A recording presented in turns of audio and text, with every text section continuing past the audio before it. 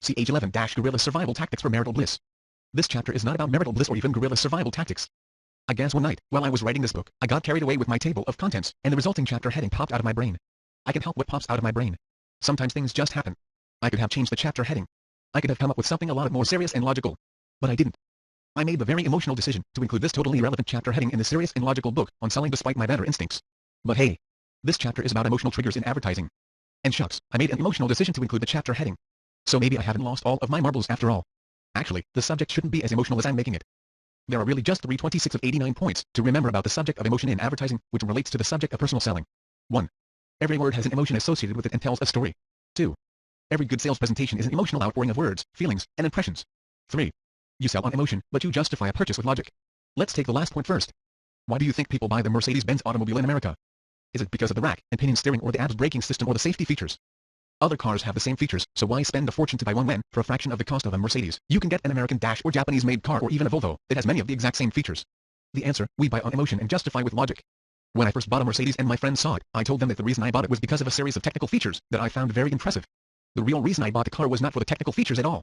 It was an emotional decision. I wanted to own a prestigious car and belong to the select group that drive Mercedes.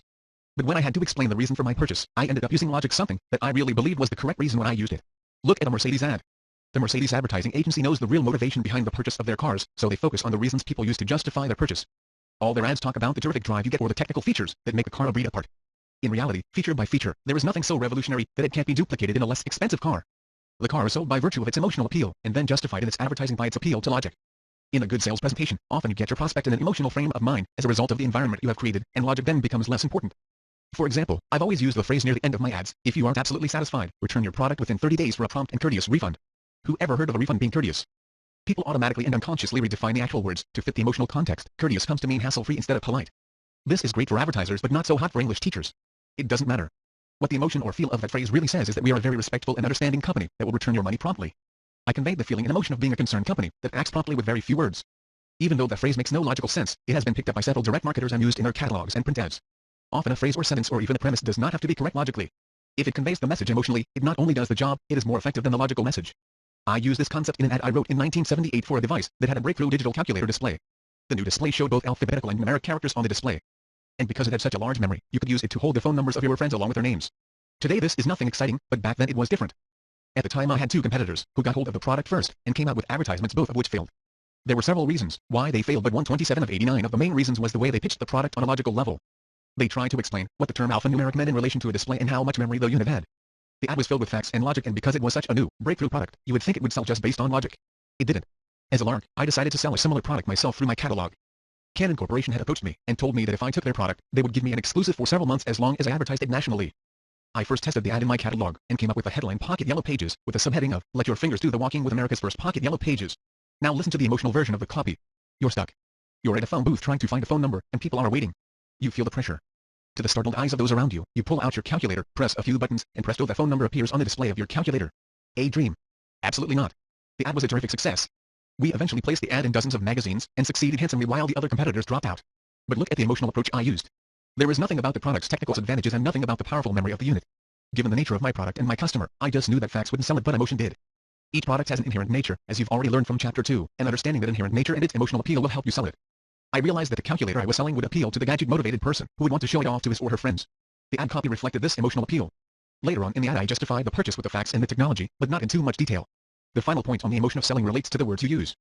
If you realize that each word you speak has an emotion attached to it, almost like a short story itself, then you will also gain a very good understanding of the effects words have in the sales process. For example, instead of using the word buy, you might suggest that somebody invest in your product. Wouldn't you rather invest in the product than buy it? How about when handing a contract to a prospect to sign? Wouldn't it be better if you said, please sign the paperwork, instead of saying, please sign the contract? These tested words, both in print and in the sales process, are as different emotionally as night and day. What emotions do you feel when I mention the following words: Cleveland, ripoff, consumer, farmer, lawyer, Soviet? Cleveland may have evoked a little laughter, as a place you might not consider moving to, unless you live in Cleveland, and if you do live there, please accept my apologies. Cleveland is a very nice city. But every country has a famous city that everybody makes fun of. The Russian comedian, Yakov Smirnoff, says that Russian comedians also make fun of one city, it's called Cleveland. And then what do words like consumer and ripoff make you feel? The word farmer may not only indicate what he does for a living, but also bring to mind words like honesty, integrity, earthy, hardworking. Think of all the feelings the word farmer conjures up, not only from your experience but also from what you feel in your emotions. The word Soviet sounds more sinister to me than Russian. What thoughts come to mind with the word lawyer? Webster once was quoted as saying that if you took every one of his possessions away and 28 of 89 left him with just his words, he'd get all his possessions back. The power of words is enormous. Here is some copy I wrote that points out the emotional differences in words. Which sounds better? Example 1, the old woman in the motel. Example 2, the little old lady in the cottage. I was writing an ad on some rubbing oil I had discovered in Hawaii and describing how I had discovered it. Example 1 was in my first draft, but example 2 sounded much better. I'm not suggesting that you materially change the facts of a situation to suit an emotional feeling or expression. In the example, the motel office was in a small cottage, and use of the word cottage gave the copy a better emotional feel. What do you think? Do you feel the difference? Sometimes changing a single word will increase response to a mail-order ad. John Kibbles, one of the legendary direct marketers, changed the word repair to the word fix and saw a 20% increase in response. That is what is so great about direct response marketing. You can actually test the effect of every major word you write. Don't feel that you have to have a total command of the emotional context of words to be a great salesperson. It takes common sense more than anything else, and it comes with time and experience. It also comes from the experience of others. There are a number of good books on selling that will give you many examples of powerful words to use in a sales presentation. This chapter is intended primarily to alert you to the fact that selling is an emotional experience and that your words have a lot to do with the effectiveness of your sales presentation. People buy on an emotional level and they justify the purchase logically. That is why focus groups or consumer panels that evaluate products are often a waste when it comes to getting solid advice on whether a product will sell or not sell. Sure, you can get valuable insights from these groups, but when it comes time to make that emotional decision to buy, that is when you get a true reading on whether your product will be a success or not. In a focus group, the participants are guessing how they would react in making a buying decision, but it is often a logically based decision and not one made with emotion. In my seminars I taught my students that writing copy is an emotional outpouring of words and feelings onto a sheet of paper. At its most effective level, it is a mental and emotional process. Why shouldn't selling follow the same pattern as copywriting? Can you be more emotional in your sales presentation? Can you express the emotion in your product and recognize the emotional benefits to the prospect? That's what selling with emotion is all about. It's not sitting in front of your prospect and crying your eyes out just before the prospect asks you to leave the room, although, come to think of it, what a wonderful way to save a sale. As a sales professional, you need to know the difference between selling from an emotional angle and selling with logic. You've got to know your prospect and your product, and know what the emotional triggers are that will motivate your prospect to buy. But the main purpose of this chapter is for you simply to recognize the fact that emotion is the single most important motivating factor in why people buy. It is the underlying basis of every buying decision. People buy on an emotional level, using logic to justify the purchase, and use of the correct 29 of 89 emotional words will enhance that selling process. So to survive in the sales jungle, act like a guerrilla, learn the tactics, and go home and experience some marital bliss. Trigger 11 Emotion. CH12 The Devil Island in the Logic. Okay, now we get serious. I mean really serious. Because this chapter is on the serious subject of logic and its use to justify a purchase. Logic is serious. It's a lot more serious than emotion, and it is a powerful way to justify an emotional purchase, as I mentioned in the preceding chapter. One of the questions that may pop into the mind of a prospect as you're making your sales presentation is, can I really justify this purchase? It is a good example of a question that arises and then must be resolved. If you don't raise it and then resolve it, you will give the prospect the excuse to think about it and, of course, never buy. Very often the need to justify a purchase may be in the prospect's subconscious. In fact, it is often not even mentioned by your prospect, but it is always there. It is therefore critical that some place in your sales presentation, usually near the end, you answer that subconscious question, first by raising the justification issue and then by resolving it. Somewhere in my ads, I always resolved any objection by providing some justification to the purchaser. Sometimes it's just saying, you deserve it. Other times you might have to justify a sale in terms of savings by justifying its value, health reasons, you only have one set of them, so you should protect your eyes, recognition, the men in your life will love the way you look in it, safety, the airbags on this Mercedes are lined with gold leaf, or dozens of other ways. All these methods are based on realizing the wants and needs of your prospect. I've often had people tell me, Joe, when I read your ads, I feel guilty if I don't buy the product. When you justify a purchase in the minds of the consumers, they have no excuse not to buy, and in fact may even feel guilty if they don't. The higher the price point, the more need there is to justify the purchase. The lower the price point or the more value, the less you have to justify the purchase. In Chapter 11 I talked about the emotional appeal of a Mercedes-Benz automobile, and how a prospect bought the car on emotion and justified it with logic. The consumer who emotionally wants to buy still needs the security of knowing that logically the purchase makes sense. Nobody likes to buy foolishly, as we learned from the UNLV student mentioned in Chapter 9. Everybody wants to know that their purchases have a logical basis and can be justified. You want to provide that logic. You want to provide the reasons and the justification for the purchase. Without it, the prospect is missing some of the important ingredients for resolving all of their objections in the selling process. A good example of justifying the purchase of a product appeared in copy I wrote for 30 of 89 investing in a $600 pinball game called Fireball from Bally Corporation. In my copy, I justified its value first by comparing it to other home entertainment systems.